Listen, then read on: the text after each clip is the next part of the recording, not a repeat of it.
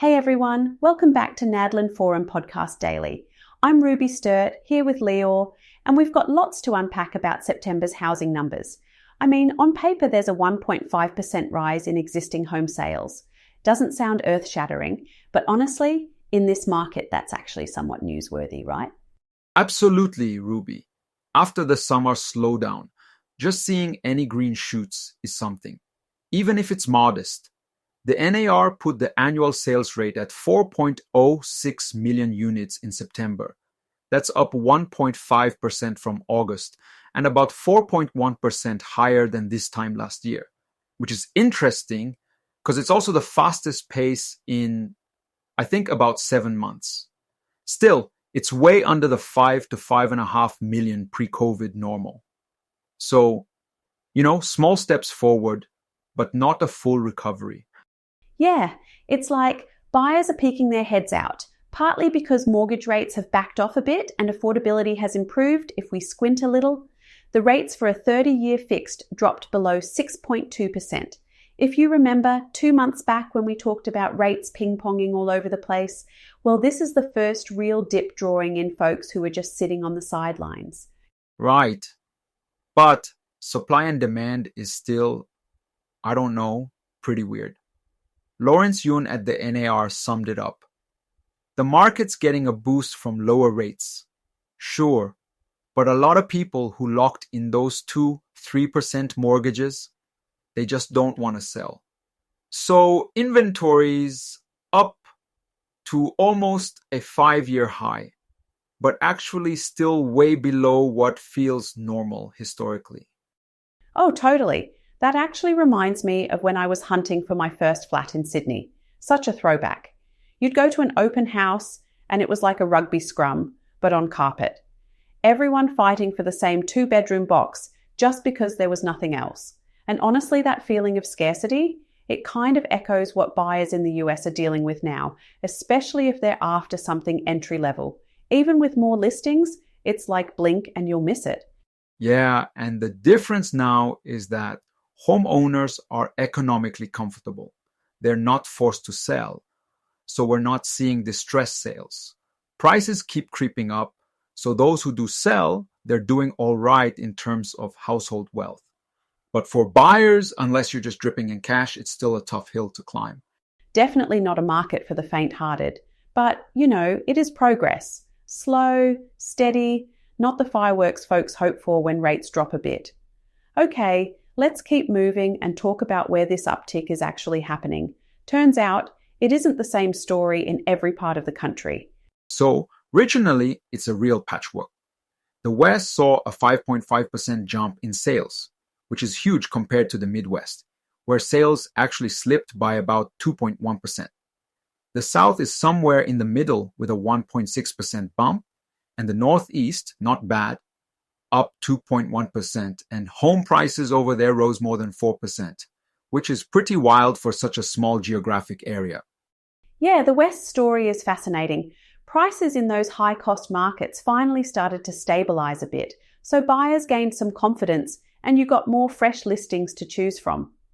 My cousin in San Diego said there are even open houses again, which for California is like spotting a unicorn these days. I was actually just involved in a deal for an Israeli family moving to New Jersey. Shout out if you're listening, guys. And the regional differences really made their decision tough. I mean, inventory in the Northeast is up, but prices are over $500,000. That's not exactly starter home territory. They looked at the Midwest for affordability, but there's just not enough new inventory for what they wanted. The Midwest is that funny contradiction, right? It's supposed to be cheaper, but affordability is actually getting squeezed there too. Prices went up nearly 5%, but sales dropped, and there's no sign of a flood of new listings to help balance it out. Maybe it's good for current owners, but not so great if you want to move in. Exactly. And you see buyers gravitating to wherever they can get the most bang for their buck.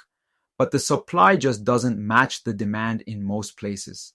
Some of the most active regions for investors used to be in the South, but that's cooled a little. More focus now on price stability, rather than quick gains. And actually, this all lines up with what we discussed a few episodes back on rent growth, how regional supply can completely flip the narrative. Yeah, regional stats don't always tell you the whole story. It's about buyer psychology and how far people are willing to stretch for the right home. Okay, let's dig into affordability, inventory, and what could break the logjam for everyone still on the sidelines.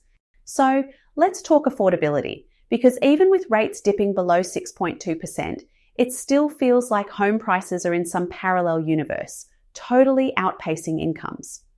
The moderation in borrowing costs has been a relief compared to last year, but prices are, still more than 50% above pre-pandemic levels in a lot of places. That's bonkers, honestly. You're absolutely right, Ruby. First-time buyers are finally back up to 30% of sales, but entry-level homes are not making up much of the new inventory. Most of what's coming onto the market is from move-up sellers or investors cashing out. Builders are slowly increasing production, but with construction costs and zoning headaches, it's just not happening fast enough to really shift the needle. Do you reckon, Leo, if the Fed decides on another rate cut before year end, that could actually move the needle? Like, do we finally get some owners with those 3% mortgages off the fence? Or will it mostly just bring in more investors and create another feeding frenzy? That's the big question, right? If rates keep heading lower, we might draw in more buyers, but unless there's a real incentive for current owners to sell, we're still looking at a tug of war between affordability and supply. I might be wrong here, but even with all these positive signs, the structural issues, like too few entry-level homes, aren't going away soon. And there's still this sense the market is like thawing, but not quite awake yet. More first-timers stepping up, but plenty still priced out. I mean, it is slow progress, not a dramatic reset. But hey, I'd take that over a step backward any day. Yeah, we're in this kind of holding pattern. If inflation keeps cooling, like we saw in last month's episode, maybe we finally get the kind of recovery buyers and investors are hoping for. But it's gonna play out in slow motion, not all at once. So that's it for today's Market Pulse. As always, we'll keep tracking the twists, bumps, and slow motion progress right here. So if you've got questions or want us to break down your local area, drop us a line. Lior, always a pleasure to dig into the numbers and the drama. Likewise, Ruby. Thanks to everyone for tuning in to the Nadlan Forum Daily. We'll catch you next time. Bye for now, Ruby. Bye, Leo, and take care, listeners. See you next episode.